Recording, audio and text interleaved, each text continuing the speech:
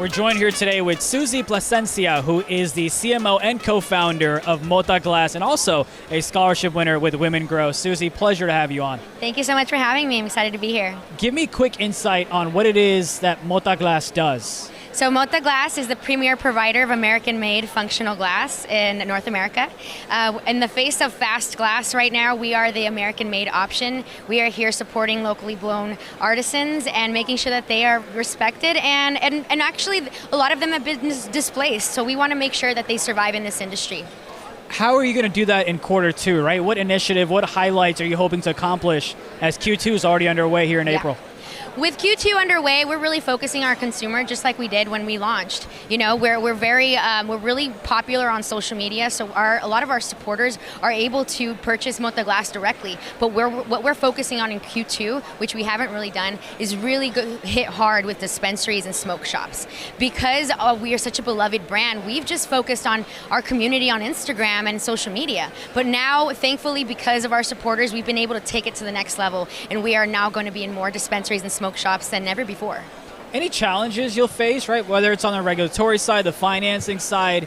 I mean, cannabis unfortunately already deals with a lot of battles. What are you worried about? Yeah. So MOTA Glass, we are an ancillary product, so we're not technically cannabis. However, when it comes to banking, we are.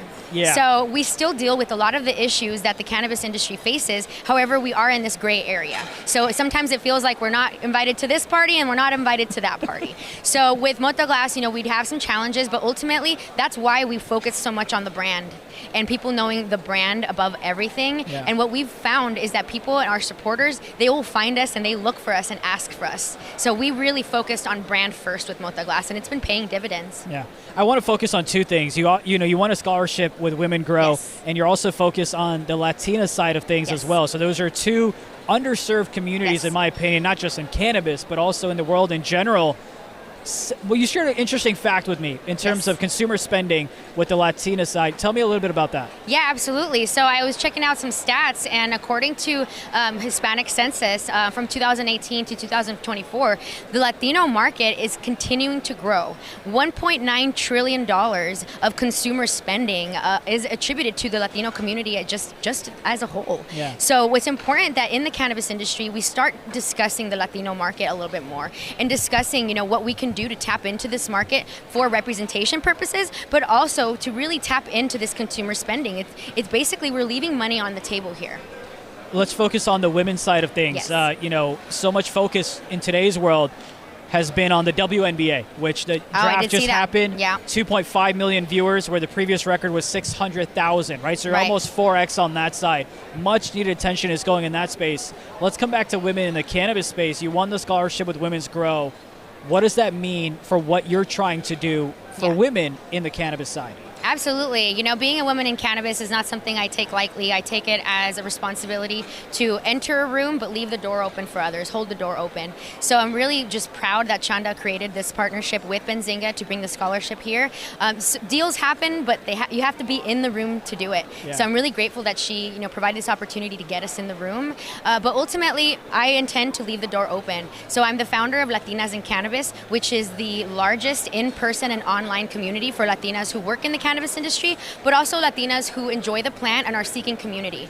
And what it's become over time is a feeder to help bring in Latinas in this industry, because we do need more women in this industry as a whole. So the Latinas in cannabis community, it continues to grow, but it continues to be powerful when it comes to, again, attracting women, but also advancing them. So I'm actually a former bud tender. Many, many years ago, I was a bud tender, and I left the industry because I did not feel supported, and I didn't feel that it was an industry that was really going to guide me. So I left and I went traditional route. I went and did my thing, and then I re-entered the cannabis industry later on, and I thought, how many other Latinas have left the industry?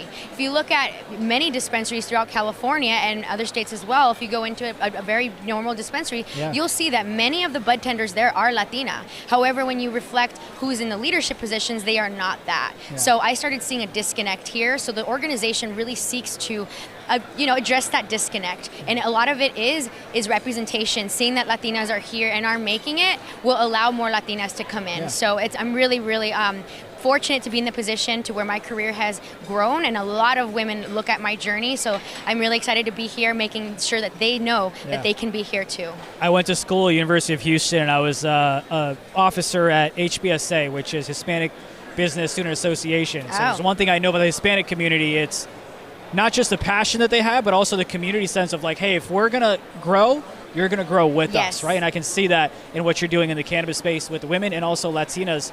Coming back to the business, you've got election years coming up. You've got the Amendment 3. No matter which way the wind blows, we've been giving our hopes up and been crushed before. How is your company, MOTA Glass, set up for success no matter what happens in November? Yeah. No matter what happens in November, MOTA Glass is going to be here.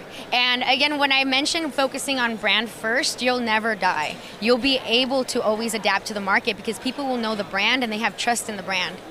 And it's important that brands in cannabis understand that because they're so focused on the product, which is good, but products come and go, different, aspects of that. But if people learn to trust the brand and the people behind it, you can truly create any product and weather any storm. Yeah. So that's why I'm a brand person. I'm a marketing and PR professional, so I'm very big on brand, and that is how you're going to be able to weather storms. Awesome. Thank you so much for your time today. Yes, I appreciate it. Thanks for having me. That is Susie Plascencia, who is the CMO and also co-founder of MOTA Glass and also a scholarship winner for Women Grow. You can check her out on socials.